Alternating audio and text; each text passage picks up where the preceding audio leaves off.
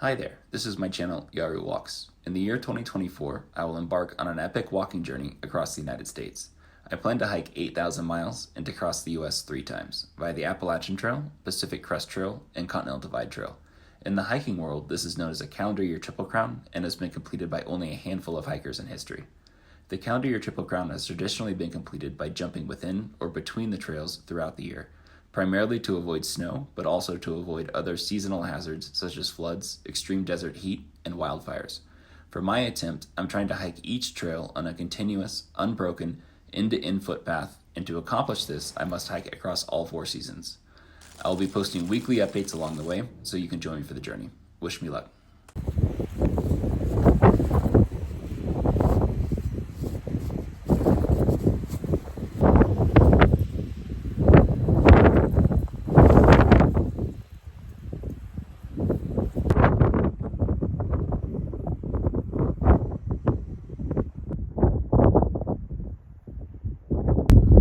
Alright, so I'm just going to document the hell that was last night. There are like 3 campgrounds. They're all sloped. This is sloped. That is one of the most miserable ways to sleep, is on not flat ground. There were ants crawling all over me all night. I think they finally have cleared out. But I mean, at any given moment, there were maybe 10 or more ants on me. I mean, if you look out there, there's a bottle. Last night, when I went to bed, it was there with this other one, which has fluid in it. It stayed where I put it. This other one blew all the way down there, which is like 20 feet away, okay? So, yeah, basically, I lied on my side last night, and I maybe got about an hour of sleep. It's the feeling of hiking all day, and then not really sleeping, and then waking up and having to hike a whole nother day. It's pretty terrible.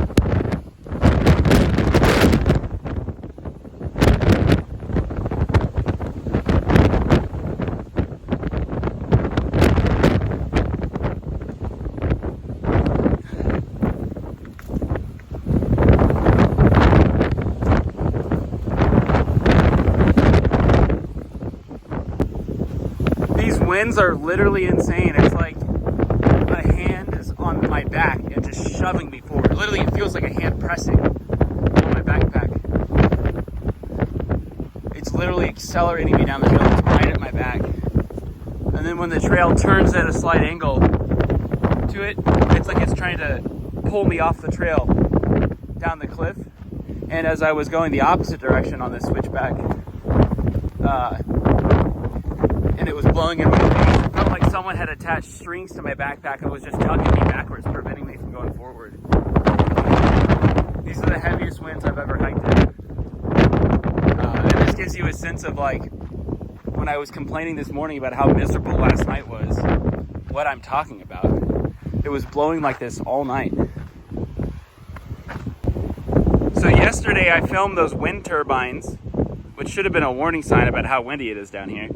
I filmed them from the top of the mountain a couple of times, and now I'm at the bottom of the mountain, and it's so smoky, you can't see the wind turbines, even though I'm maybe like 3 miles away from them, whereas up at the top of the mountain, I was something like 20 miles away from them. So I'm going to zoom in, and you'll see that you can barely make them out through the haze, maybe.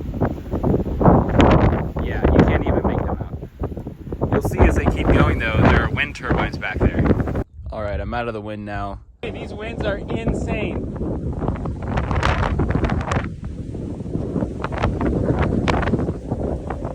Can you hear that?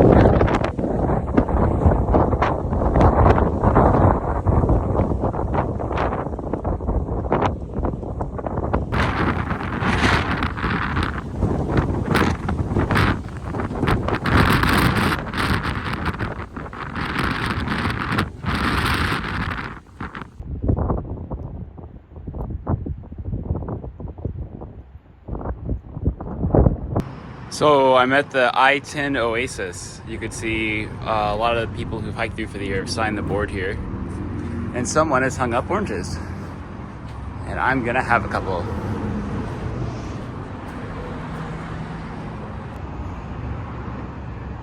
So I think that there's a bridge ahead that's knocked out over a river. I'm not really sure what the issue is, but it's at mile 220, so I'll keep my eyes peeled.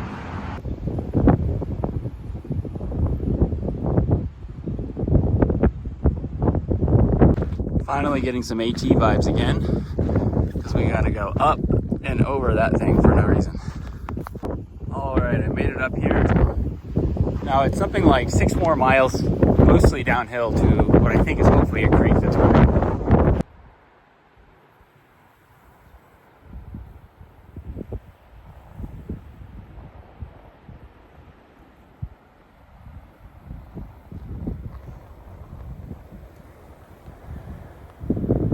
So this is a fun moment where I can see ahead in terms of where I'm going.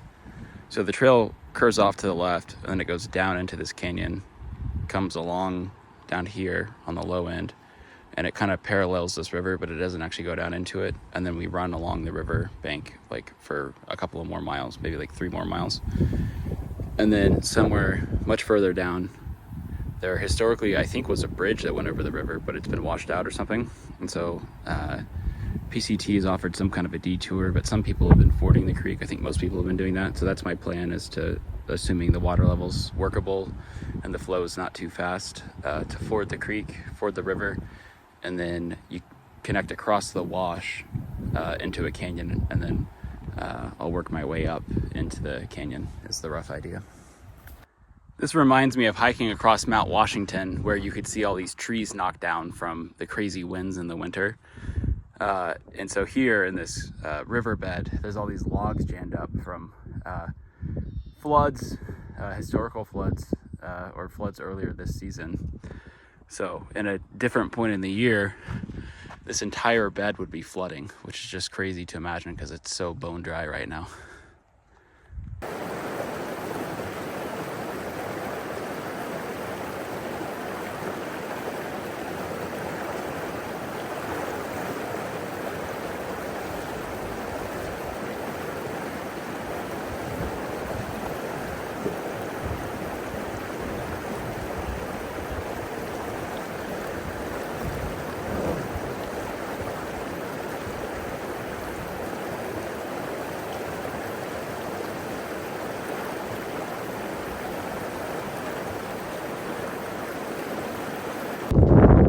Alrighty, lunch and creek dip and sitting in the shade for 45 minutes are all done.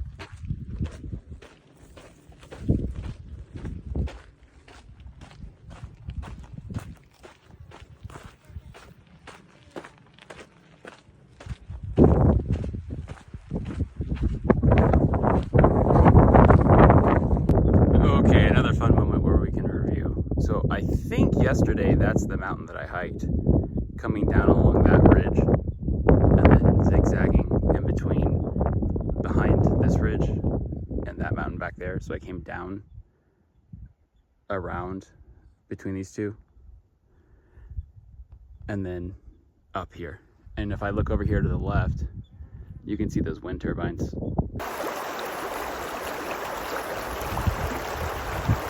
Okay, I am now pretty sure I know what the issue is. The trail goes this way, and when I look way out there, I can see the trail continuing way further down on the right, but this whole side got washed out by a flood. So I think I have to walk down into the riverbed and just walk up the river.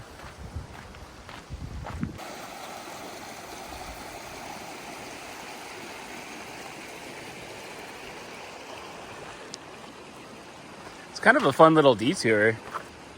I've actually been wanting to walk along the creek. It's slower because of all these little rocks, but it's very peaceful.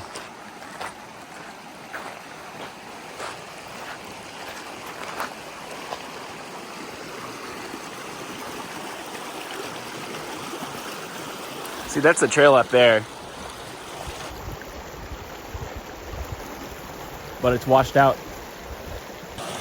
So, because the trail is just washed out throughout this whole section, the unofficial route that hikers before me have designated, this is just by word of mouth,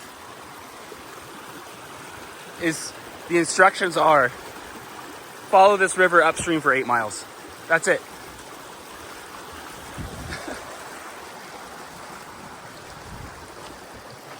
Which I think is awesome. And then you're constantly just crisscrossing the stream because this side right now is the easier side to hike. Actually, that looks better now. But back there, I couldn't hike it.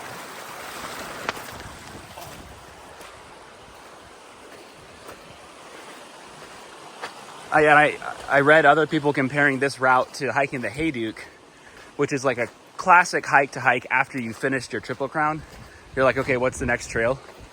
And so Hayduke is like, it's an informal like route sketched out by some super accomplished hiker. Anyway, the Hayduke Trail though runs in southern Utah and I think northern Arizona. And the idea with it is there's not an actual trail. It's just a suggestion of options. And you can improvise along the way. But like an example of a direction might be follow this river upstream 4 miles. And then, you know, after 4 miles, there's like a dead log up on the bank and an opening in the canyon. Go up and over the opening. Follow the rim north 1 mile. Then you'll see, you know, some tree there and then head west and there's a water source or, you know, who knows what the next direction is. But that's how it works. And so it's kind of like just like a treasure hunt. But it goes on for 600 or 800 miles through 2 different states, through the desert, where you're kind of scurrying from water source to water source, and you're navigating with a map and compass. And so anyway, I'm seeing hikers comparing this little improvised 8-mile uphill stretch following the river to navigating on the Hayduke. And this really makes me want to hike the Hayduke someday, if this is what the Hayduke is like, because this is awesome.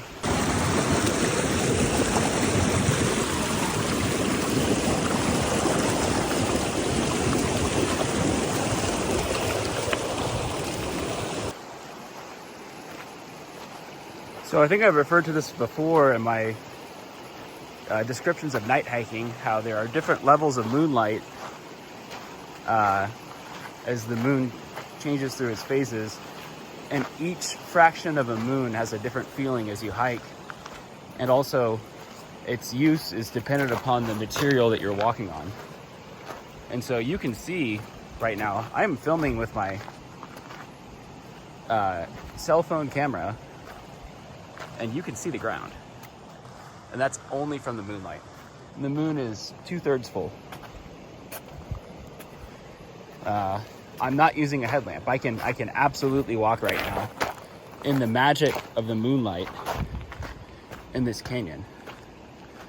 And I think I'm not sure if it made the edit or not, but I spoke previously on camera about how you've got to hike about 3 or 4 nights, maybe 3 nights before you have a really magical experience.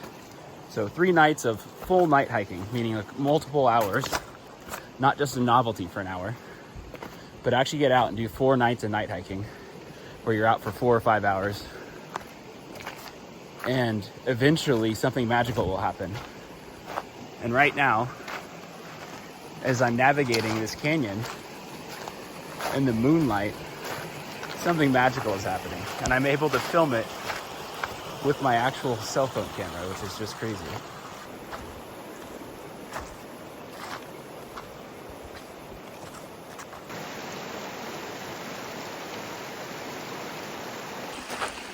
Sun's starting to come out, so I'm hugging the big wall, stay in the shade.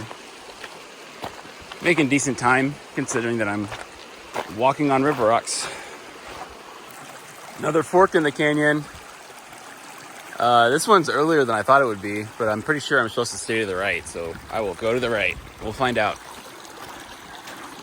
So I realized I'm in the wrong canyon. Back there where it was left or right, I think I was supposed to go to the left, so turning back. And hopefully that one's the right one. Alrighty. Now we're gonna try this way.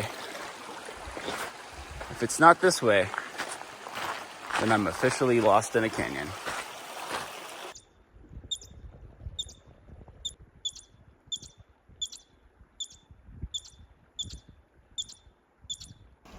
So I'm pretty sure I'm in the right canyon. A large bug just flew in my eye, which is really annoying, and it hurts.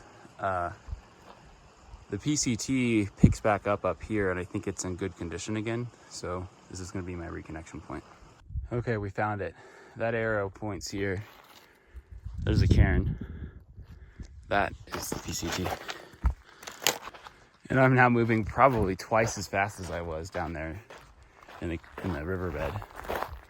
It's crazy how much of a difference a maintained trail makes in terms of speed. Trail disappeared again. I'm just gonna hike down here and go back along the creek.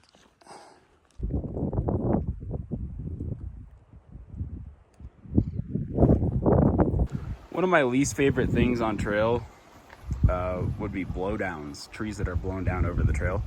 These ones right here are easy to go under. I just went under one back there. You can kind of see it, just the block of tree. That was like a jungle gym. I hate going through those because it's slow. You have to crawl. It's likely to rip your pack. Packs are expensive.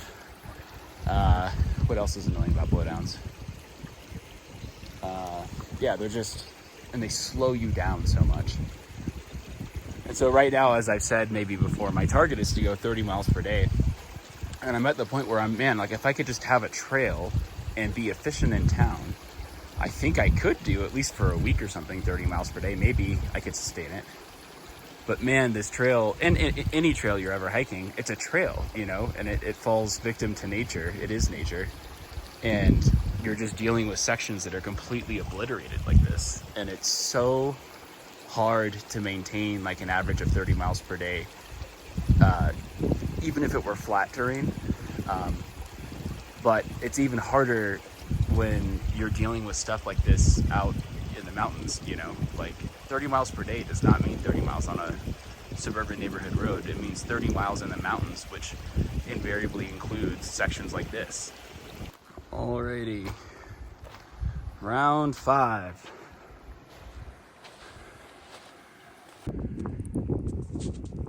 When you hear about people dying on the PCT because of a landslide, it's sections exactly like this. That's the trail.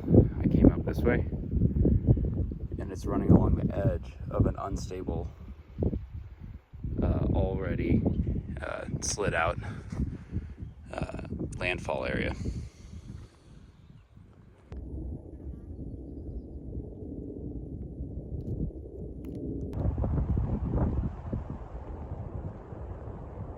So if you look out there, you can see the haze is back.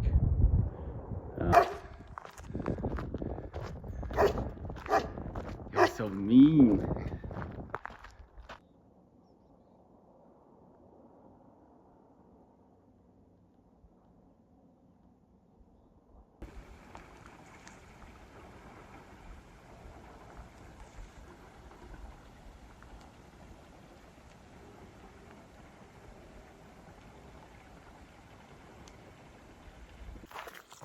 So I'm assuming that last video made the edit. I was looking down over this forest, and there were, you never know how many coyotes there are, but it sounds like 20 coyotes. It's probably 6. And they're all shrieking. And man, when they sing, it's like the sound comes from the entire forest. It doesn't sound like 6 dogs. It sounds like the entire forest is an instrument blasting the sounds of those howls. And from where I could hear it, you know, it's kind of like I'm observing it from the side. But you can imagine, and I've experienced it before when you're in the forest, but even if you hadn't experienced it, you could imagine how just the entire forest is erupting with sound, you know? And so, anyway, it really is a horrifying sound. And so anyway, I kept scooting down trail, and I was up high, and unfortunately now the trail's taking me down low into that forest.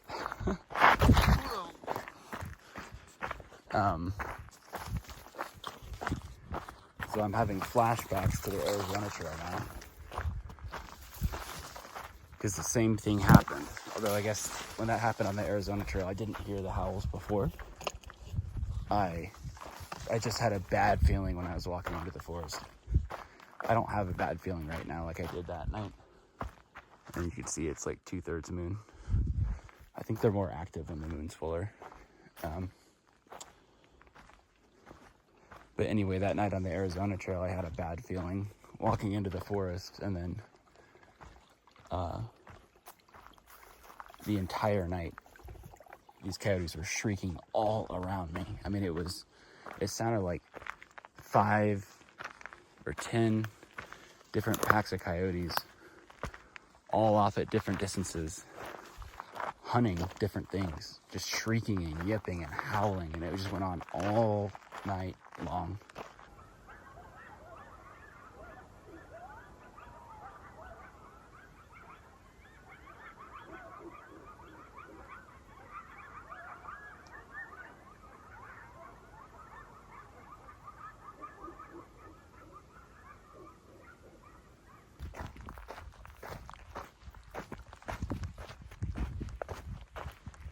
Alrighty, I'm in Kenny's truck. I did a quick little resupply with the help of Kenny here in Big Bear this morning, and now we're headed back to the trailhead.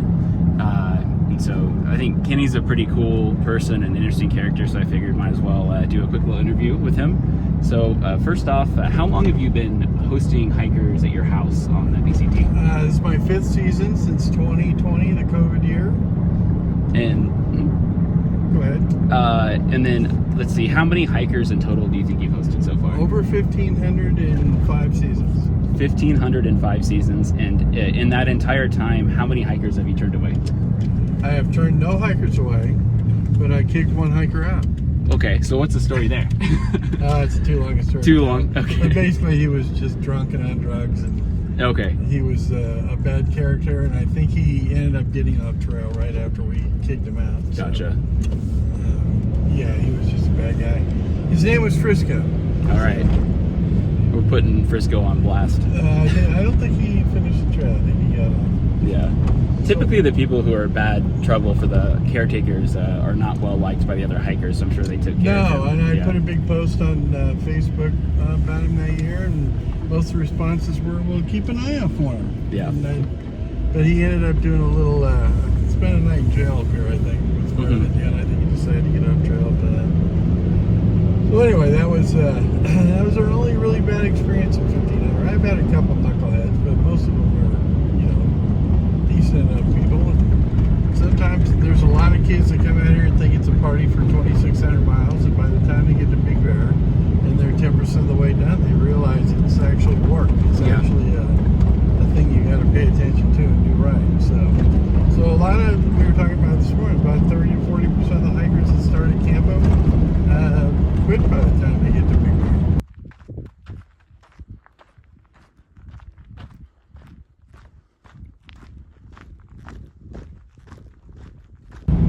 Nice. And so when we were having breakfast, you kind of like casually bring up that you have a demo coming out, and you have something like 30 songs on Spotify. So I do. I have an actual, I did a demo, I'm going to send it over to you, but I actually have a song called Arizona Skies that I my new wife of about 3 months. She Congrats. lives in Arizona, and the song was for her. But the song mentions a three-legged collie. So in the process of putting a marketing proposal together for Chewy dog food to see if they will actually sponsor me to go out and play at county fairs this year and next year. Play the song Arizona Skies, and then bring Chip the three-legged collie up on stage, the Wonder Dogs, and we've got a whole deal. I don't know if it'll fly or not, but that's what we're trying. That's awesome. I love it. And then this morning at breakfast, it just kind of like, as naturally, I feel like a common topic of conversation with the hostel owners that I met on the AT was just kind of the interesting characters you have rolled through over the years. And so I don't know how to ask the right question. Is there any like story or person, funny story that just kind of like springs out from the pile that you have? There's a bunch of them, I'm hard pressed to actually tell them because they're not here to say yay or nay about their story. You could leave their name out of it. But yeah, there's the guy. Well, there's one guy that I don't think will mind. His name was Roadkill, and his name's Ken Anderson, just like mine. And him and his wife Thea, they're in their 60s.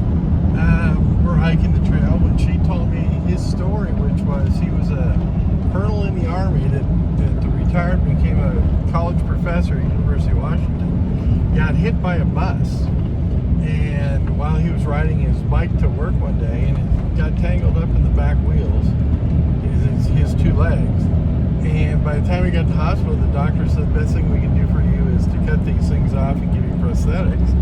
And he said, well, if it's all the same to you, let's try to save them. If they die, great. If they don't, then I can keep my legs. And after 17 surgeries, he was able, in 3 years of rehab, he's walking around again. To the point where he was playing tennis, and in his I think it was his late 50s, early 60s, he was playing tennis and dropped dead of a heart attack on the tennis court, but he was playing with a cardiologist who came across the net and saved his life and kept him alive until he made it to the hospital. And according to Goldilocks, he woke up and the first words out of his mouth were, honey, if we're going to hike the PCT, we should probably get started. So anyway, there's just stories after stories after stories of interesting people who are hiking the trail for a variety of reasons. You guys are basically all the same, but you're all different. Yeah. So it's been a blessing. This is my last season, but it has been a blessing to host hikers for these last 5 years. Absolutely. And it's brought a lot to my life. I think I probably get as much out of it as you guys do. Yeah. But I try to be as big a help as I can when you guys come into town and get you from here to there and make it as stress-free as possible and get you on trail in good shape. Yeah.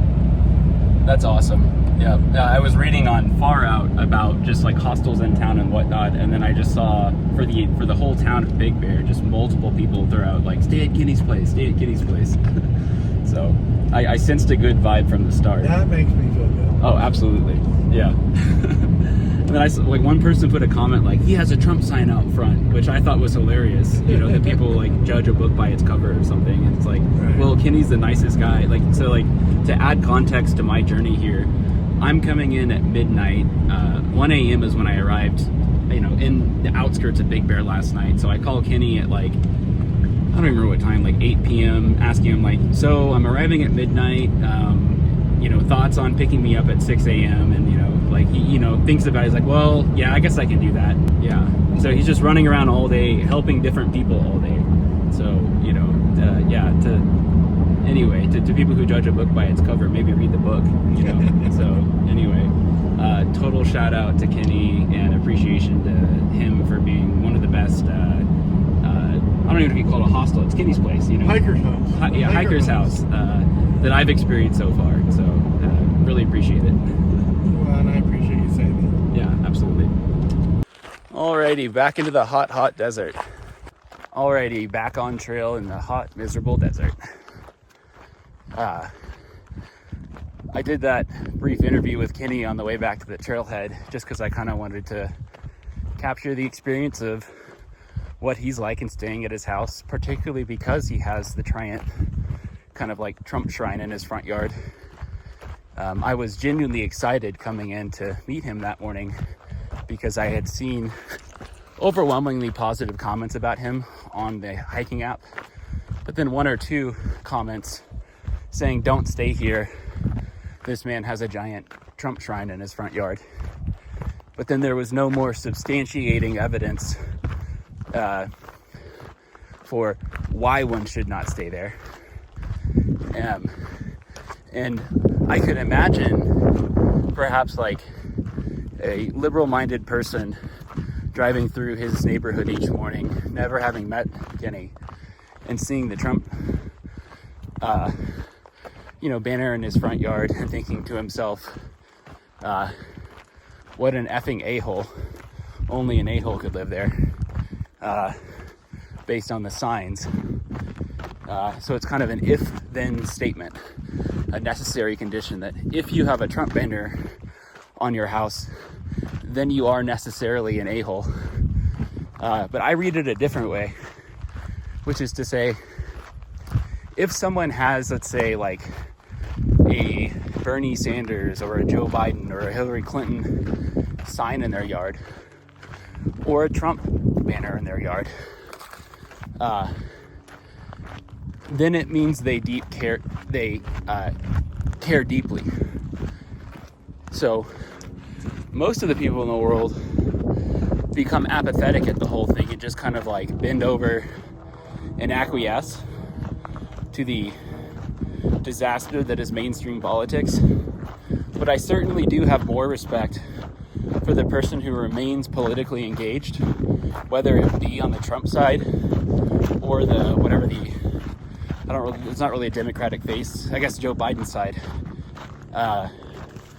because at a minimum they care. I mean, everyone's busy, everyone has a hard job, many people have families to take care of, but if you've got the yard sign up, it means on some level you went out of your way to,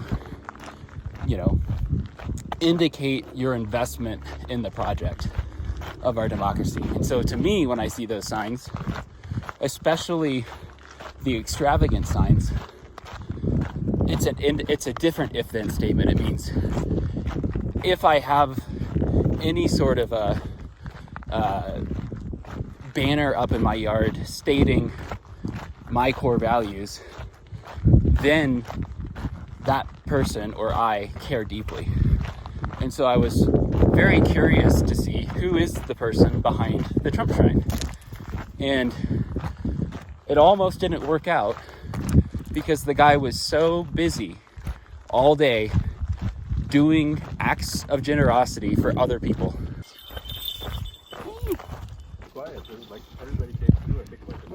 Yeah. Yeah, I think the bubble's just a day or two ahead of me right now.